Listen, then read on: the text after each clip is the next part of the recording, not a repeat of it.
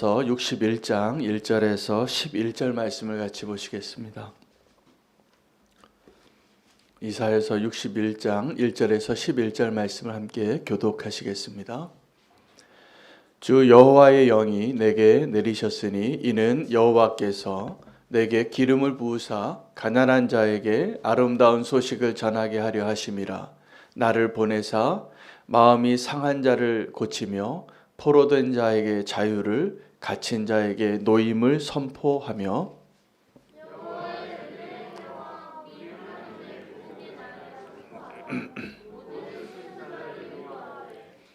무릇 시온에서 슬퍼하는 자에게 화관을 주어 그 죄를 대신하며 기쁨의 기름으로 그 슬픔을 대신하며 찬송의 옷으로 그 근심을 대신하시고 그들이 의의 나무 곧 여호와께서 심으신 그 영광을 나타낼 자라 일컬음을 받게 하려 하심이라.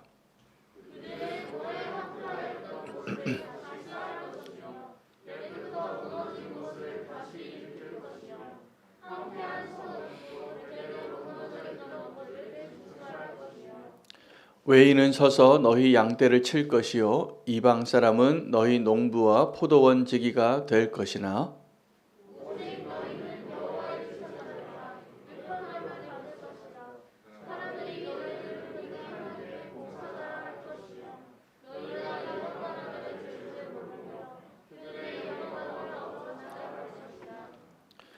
너희가 수치 대신에 보상을 배나 얻으며 능욕 대신에 몫으로 말미암아 즐거워할 것이라.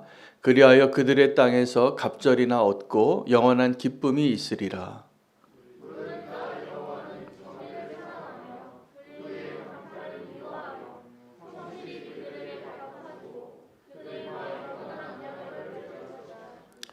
그들의 자손을 문나라 가운데에 그들의 후손을 만민 가운데에 알리리니 무릇 이를 보는 자가 그들은 여호와께 복 받은 자손이라 인정하리라.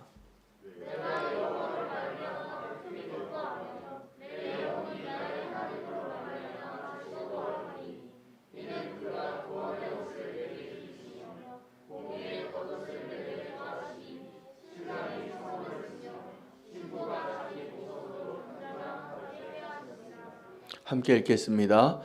땅이 싹을 내며 동산이 거기 뿌린 것을 돋게 함같이 주 여호와께서 공의와 찬송을 모든 나라 앞에 솟아나게 하시리라.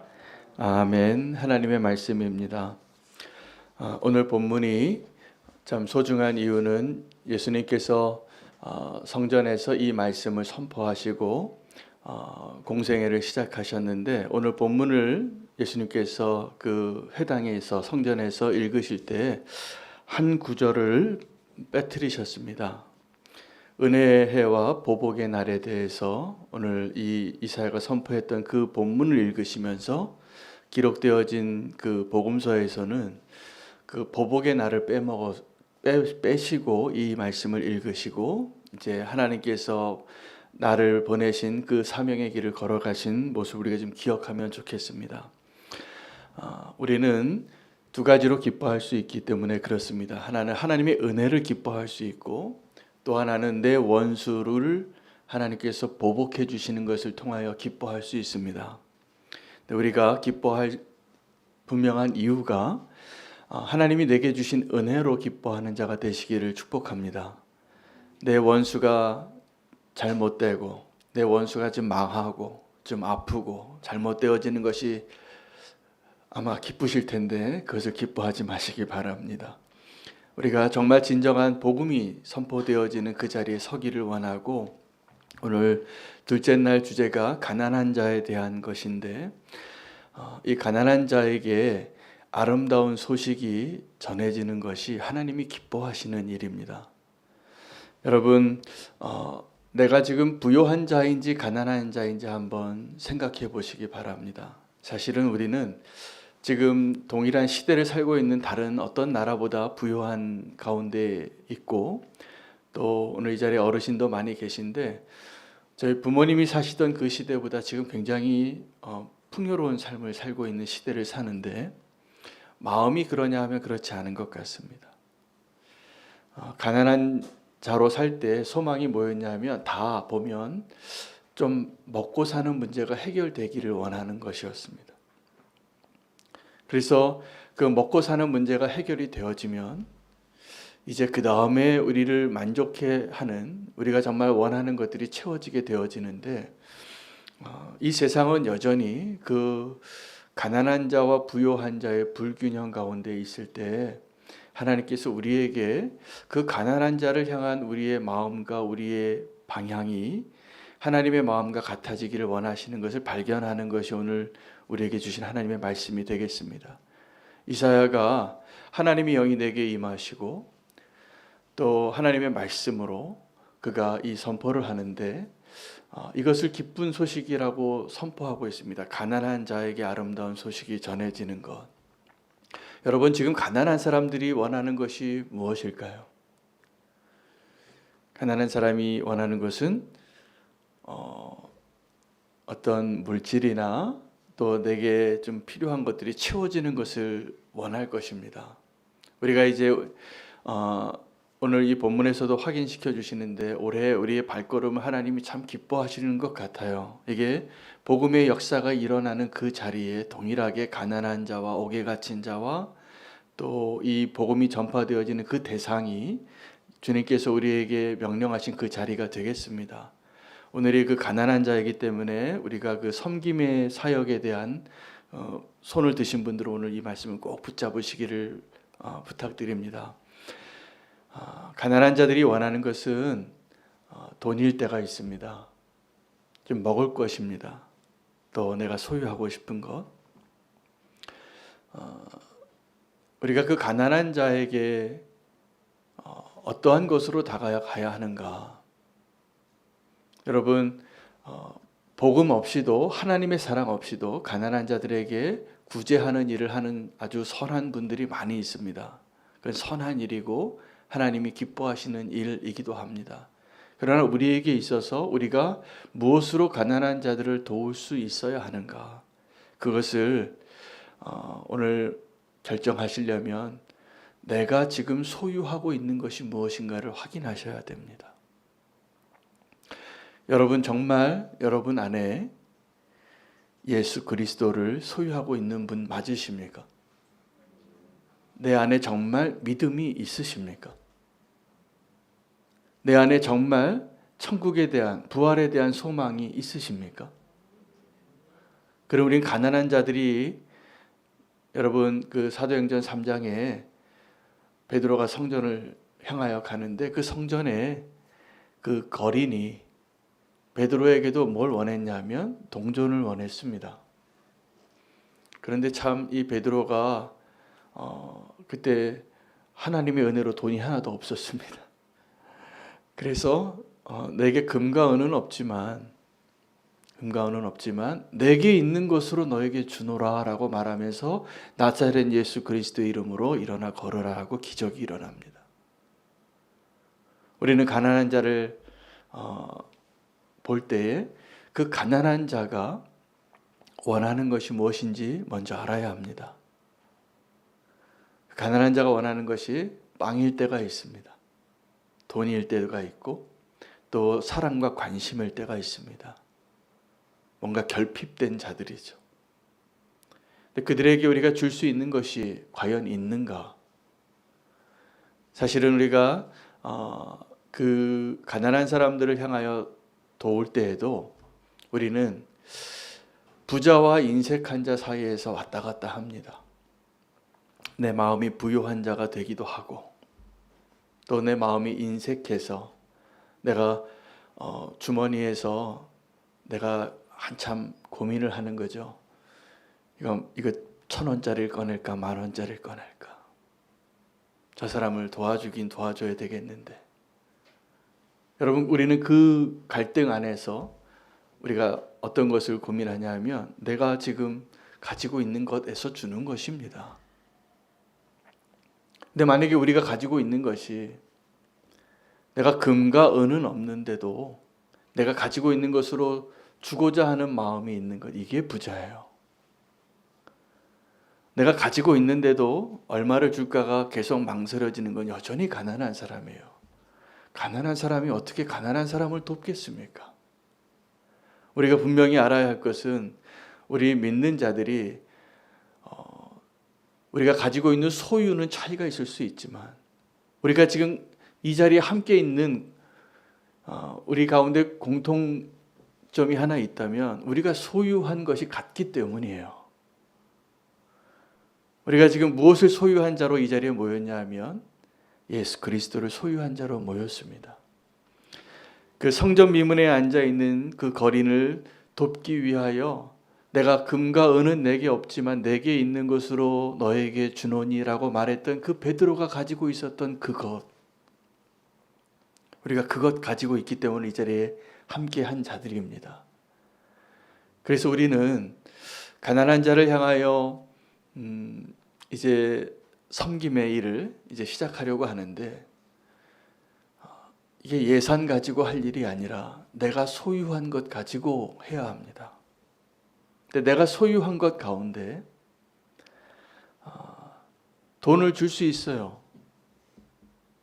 그리고 그 사람에게 내가 믿는 예수 그리스도를 줄 수 있고 전할 수 있고. 여러분, 가난을 해결하는 것이 참 어렵습니다. 이 세상에 그 가난이 지금 나타나는 이유는 누군가의 탐욕 때문입니다. 사실은 하나님께서 모든 사람이 먹고 살 만한 환경을 다 주셨는데 지금 저와 여러분이 누리고 있는 이 부요함이 그 반대편에서 누군가의 지금 결핍으로 나타나고 있다는 것을 아십니까? 지금도 이 세상에 그 부의 불균형이 너무나 많아요. 그런데 그 가운데 살아가면서도 우리는 여전히 내가 가난하다고, 내가 부족하다고, 누구와 비교하냐 하면 늘 나보다 조금 더 가진 자를 보면서 나는 가난하다고 생각합니다. 나 어렵게 산다고, 힘들다고. 이건 단지 물질의 문제가 아니라 우리 행복의 문제예요. 여러분, 내가 소유한 것을 알지 못하고 왜 저 사람이 가지고 있는 그것이 나에게 없는가? 사실 베드로가 그 성전 미문에 앉아 있는 자를 기적을 행하며 도와줬는데 여러분 한번 따지고 보면 베드로도 거지고 그 사람도 거지였어요. 다 돈이 없었어요. 어쩌면 그때 그 성전 미문에 앉아 있는 그 사람의 깡통에 동전이 몇 개 더 있었을지도 모르잖아요. 근데 베드로는 어떤 사람으로 살았냐면 나는 무언가 가지고 있는 자였어요. 어떤 사람은 계속 무언가가 없어서 무언가를 구하고 어쩌면 우리가 그 성전 미문에 앉아 있었던 그 거린처럼 살아가는 것 같아요. 늘 가난한 자, 뭐 좀 더 갖고 싶고. 그러나 베드로는 어떻게 살았냐면 성령 충만하니까 그 초대교회의 아름다운 역사가 일어나는 그 현장에 그 부흥의 자리에 있었던 자였기 때문에 그는 내가 무엇을 소유하고 있는 자인가가 너무나 분명했어요. 저 사람이 지금 나에게 돈을 좀 원하는데 저 사람에게 정말 필요한 건 돈이 아니라 예수 그리스도다. 여러분, 우리에게 그 마음이 있어야지 누군가를 도울 수 있습니다.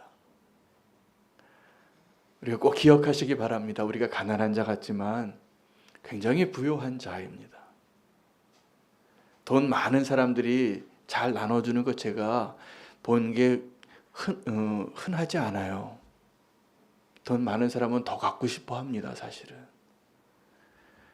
그러나 내가 얼마를 가지고 있든지 그것을 흘려보낼 수 있다면 부유한 자고 내가 어떠한 부유함을 누리고 있는 자인지를 아는 거예요. 그걸 증명하는 데 있어서 돈이 좀 사용될 수는 있어요.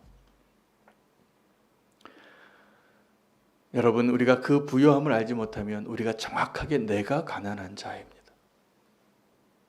베드로나 그 성전 미문에 앉아 있었던 자나 둘 다 거지였어요. 주머니에 돈 없기는 똑같았잖아요.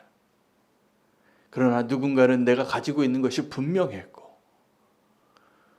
그래서 줄 수 있는 자가 된 것입니다.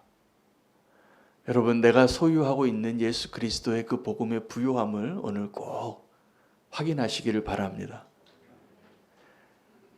그 통장 잔고를 보면서 내가 지금 얼마나 부자인가, 나는 얼마나 가난한가.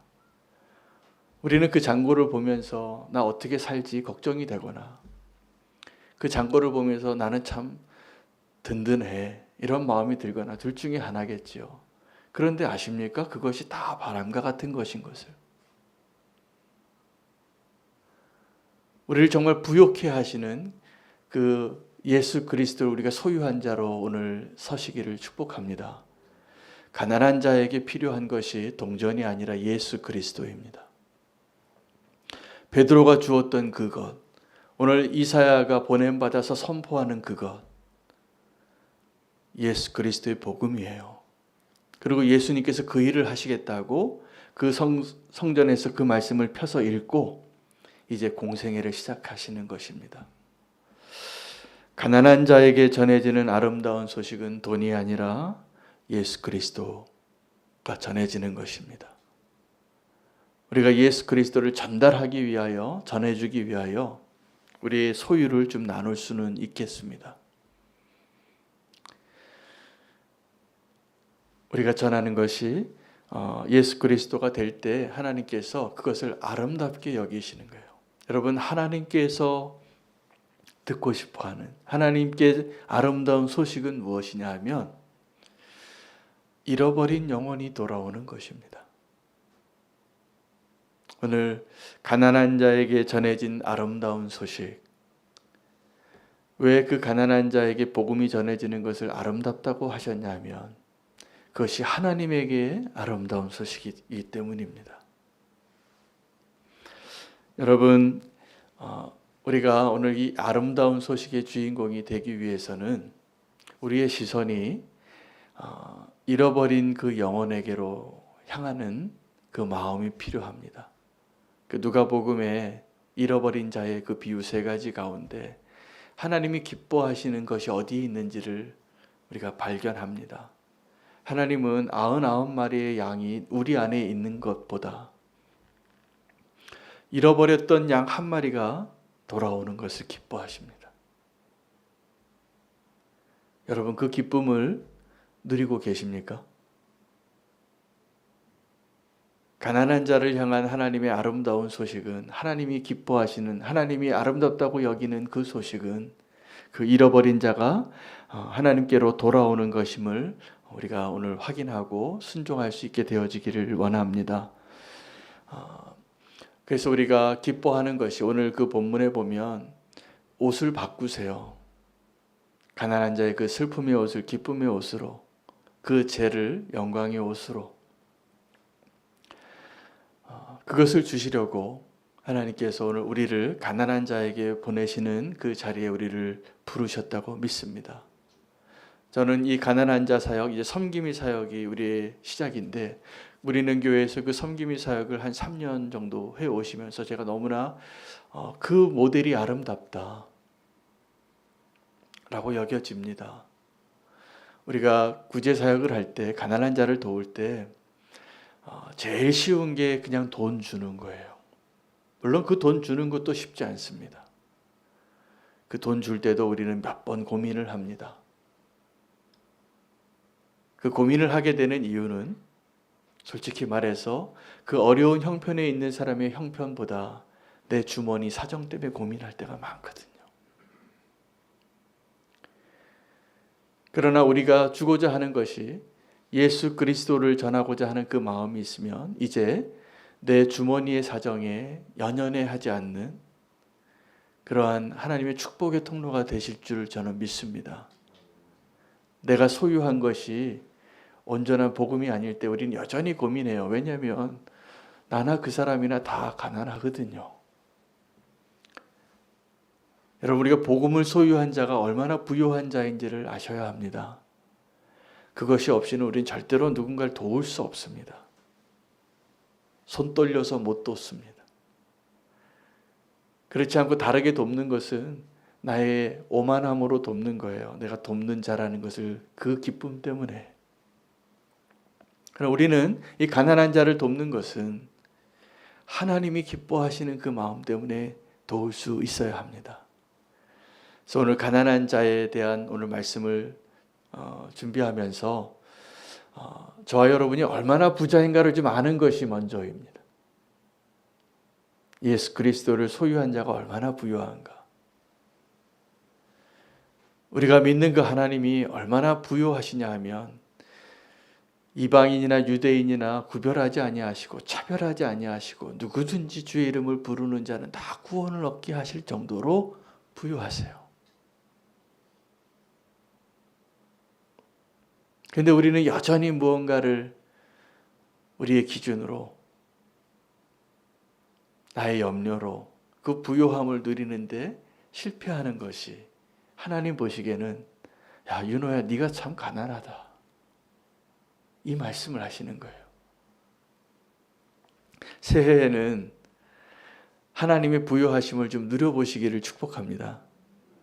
내가 소유한 것이 무엇인가를 여러분 그 은행 잔고를 매일 확인하시는 그 확인만큼 내 안에 예수 그리스도를 확인하십시오. 그 성령의 충만함으로 베드로가 자기도 하나도 없으면서 기적을 행하잖아요. 여러분 우리가 그 하나님의 부요함으로 살게 되면 나의 소유에서 그 부요함이 드러나는 것이 아니라 하나님의 그 부요함에서 그 흘러감이 나오는 겁니다.